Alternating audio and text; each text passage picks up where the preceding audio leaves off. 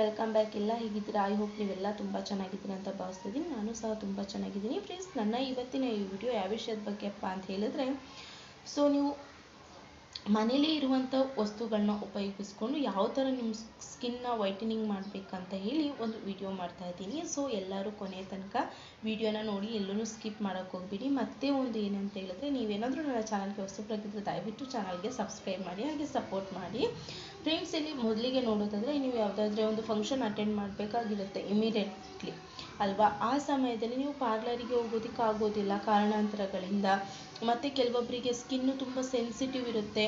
ನಾವು ಪಾರ್ಲರಲ್ಲೆಲ್ಲ ಫೇಶಿಯಲ್ ಮಾಡಿಸೋದ್ರಿಂದ ಮತ್ತು ಆ ಥರ ಈ ಥರ ಕ್ರೀಮ್ ಯೂಸ್ ಮಾಡೋದ್ರಿಂದ ಸ್ಕಿನ್ ಹಾಳಾಗುತ್ತೆ.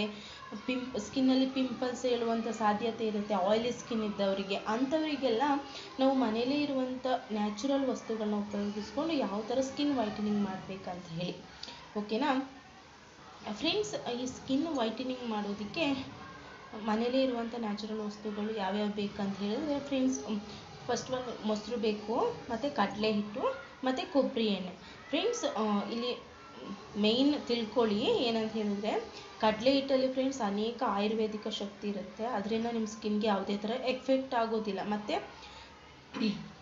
ನಮ್ಮ ಕೆನ್ನೆ ಮೇಲಿರುವ ಕಲೆಗಳನ್ನೆಲ್ಲ ಕಡಲೆ ಹಿಟ್ಟು ಹೋಗಿಸುತ್ತೆ. ಇದು ಯಾವ ಥರ ಅಂತ ಹೇಳಿದ್ರೆ, ನೀವು ನೋಡ್ಬೋದು, ಹಳೆ ಕಾಲದಲ್ಲೆಲ್ಲ ಸೋಪ್ ಇರಲಿಲ್ಲ. ನಮ್ಮ ಅಜ್ಜಿ ಮುತ್ತಾತನ ಕಾಲದಲ್ಲೆಲ್ಲ ಈ ಕಡಲೆ ಹುಡಿನೇ ನಾವು ಫೇಸ್ಗೆಲ್ಲ ಯೂಸ್ ಮಾಡ್ತಾಯಿದ್ರು. ಇವಾಗ ಸಹ ತುಂಬ ಜನ ಆಯುರ್ವೇದಿಕ್ಕಾಗಿ ನಮ್ಮ ಸ್ಕಿನ್ಗೆ ಕಡಲೆ ಹುಡಿನೇ ಯೂಸ್ ಮಾಡ್ತಾರೆ. ಸೋಪ್ ಯಾರೂ ಯೂಸ್ ಮಾಡೋದಿಲ್ಲ. ಮತ್ತು ಮೊಸರು ಫ್ರೆಂಡ್ಸ್, ಮೊಸರು ಏನು ಮಾಡುತ್ತೆ ಅಂತ ಹೇಳಿದ್ರೆ, ನಮ್ಮ ಸ್ಕಿನ್ನನ್ನು ಕಲರ್ ಮಾಡಲಿಕ್ಕೆ, ಅಂದರೆ ಸ್ಕಿನ್ ಹೊಳೆಯೋದಕ್ಕೆ ಹೆಲ್ಪ್ ಮಾಡುತ್ತೆ. ಮತ್ತು ಕೋಕೋನಟ್ ಆಯಿಲ್ ಏನು ಮಾಡುತ್ತೆ, ನಮ್ಮ ಸ್ಕಿನ್ ಗ್ಲೋಯಿಂಗ್ ಮಾಡೋದಕ್ಕೆ ಹೆಲ್ಪ್ ಮಾಡುತ್ತೆ. ಸೊ ಇಲ್ಲಿ 3 ಪದಾರ್ಥಗಳು ಸಹ ನ್ಯಾಚುರಲ್, ಯಾವುದೇ ಥರ ಎಫೆಕ್ಟ್ ಆಗೋದಿಲ್ಲ. ಮತ್ತು ನೀವು ಯಾವುದೇ ಥರ ಗೊಂದಲ ಇಲ್ಲದೆ ಯೂಸ್ ಮಾಡ್ಬೋದು ಆಲ್ ಸ್ಕಿನ್, ಓಕೆನಾ.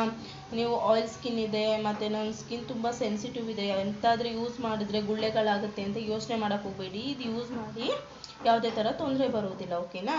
ಹಾಗಾದರೆ ಬನ್ನಿ, ಈ ನ್ಯಾಚುರಲ್ ಆಗಿರೋ ಫೇಸ್ ಪ್ಯಾಕ್ ಅಂತಲೇ ಹೇಳೋಣ, ಯಾವ ಥರ ಮಾಡೋದು ಅಂತ ಇಲ್ಲಿ ನೋಡ್ಕೊಂಬರೋಣ, ಓಕೆನಾ ಫ್ರೆಂಡ್ಸ್. ನಾನಿಲ್ಲಿ 1 ಸ್ಪೂನ್ ಗಟ್ಟಿ ಮೊಸರು ತೊಗೋತಾ ಇದ್ದೀನಿ. ಗಟ್ಟಿ ಮೊಸರು ಆಗಿರಬೇಕು, ಯಾವುದೇ ಥರ ನೀರು ಆ್ಯಡ್ ಮಾಡ್ಕೊಳ್ಳೋಕೆ ಹೋಗಬೇಡಿ. ಮತ್ತೊಂದು ಸ್ಪೂನ್ ಕಡಲೆ ಹಿಟ್ಟು ತೊಗೋತಾ ಇದ್ದೀನಿ. ಮತ್ತೊಂದು ಸ್ಪೂನ್ ಇಲ್ಲಿ ಕೋಕೋನಟ್ ಆಯಿಲ್ ತೊಗೋತಾ ಇದ್ದೀನಿ. ಪ್ಯೂರ್ ಕೋಕೋನಟ್ ಆಯಿಲ್ ಆದರೆ ತುಂಬ ಒಳ್ಳೆಯದು ಫ್ರೆಂಡ್ಸ್, ಯಾಕೆಂದರೆ ನಾವು ಫೇಸ್ಗೆ ಆಗ್ತಾ ಇರೋದ್ರಿಂದ. ಸೊ ಇದನ್ನ ಚೆನ್ನಾಗಿ 3 ಚೆನ್ನಾಗಿ ಈ ಥರ ಮಿಕ್ಸ್ ಮಾಡ್ಕೊಳ್ಳೋಣ. ನೋಡಿ, ಇವಾಗ ಇಲ್ಲಿ ಮಿಕ್ಸ್ ಆಗಿದೆ. ಈ ಹದಕ್ಕೆ ಬರಬೇಕಿದು. ಇವಾಗ ಇನ್ನೊಂದು 5 ನಿಮಿಷ ಎತ್ತಿಟ್ಬಿಡಿ, ಮುಚ್ಚಿಟ್ಬಿಡಿ 5 ನಿಮಿಷ. ಈ ಥರ ಮಿಶ್ರಣ ಮಾಡಿಬಿಟ್ಟು ಇವಾಗ ಇದನ್ನ ತೊಗೊಂಡು ಈ ಥರ ನೋಡಿ, ಇಷ್ಟು ಸ್ವಲ್ಪ ಜಾಸ್ತಿ ತೊಗೊಂಡು ಫೇಸ್ಗೆ ಹಾಕ್ಕೊಳ್ಳಿ, ಅಪ್ಲೈ ಮಾಡಿ. ಈ ಥರ ಚೆನ್ನಾಗಿ ಮಸಾಜ್ ಮಾಡಬೇಕು ಫ್ರೆಂಡ್ಸ್. 20 ರಿಂದ 25 ನಿಮಿಷ ನೀವು ಈ ಕ್ರೀಮ್ನ ತೊಗೊಂಡು ಚೆನ್ನಾಗಿ ಫೇಸ್ಗೆ ಮಸಾಜ್ ಮಾಡಬೇಕು. ಇವಾಗ ನೋಡಿ, ಚೆನ್ನಾಗಿ ಮಸಾಜ್ ಆಗಿದೆ. ಇವಾಗ ಇದನ್ನ ಒಂದು 30 ರಿಂದ 35 ನಿಮಿಷ ಇದನ್ನ ಒಣಗಾಕಿ ಬಿಟ್ಬಿಡಿ, ಡ್ರೈ ಆಗಕ್ಕೆ ಬಿಟ್ಬಿಡಿ.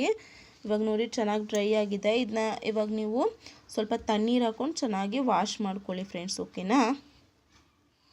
ಬಂದ್ರಿ ಅಲ್ವಾ, ನಾವು ಮನೇಲೇ ಇರುವಂಥ ನ್ಯಾಚುರಲ್ ವಸ್ತುಗಳನ್ನ ಉಪಯೋಗಿಸ್ಕೊಂಡು ಯಾವ ಥರ ಸ್ಕಿನ್ ವೈಟನಿಂಗ್ ಮನೇಲೇ ಮಾಡ್ಕೋಬೋದು ಅಂತ ಹೇಳಿ.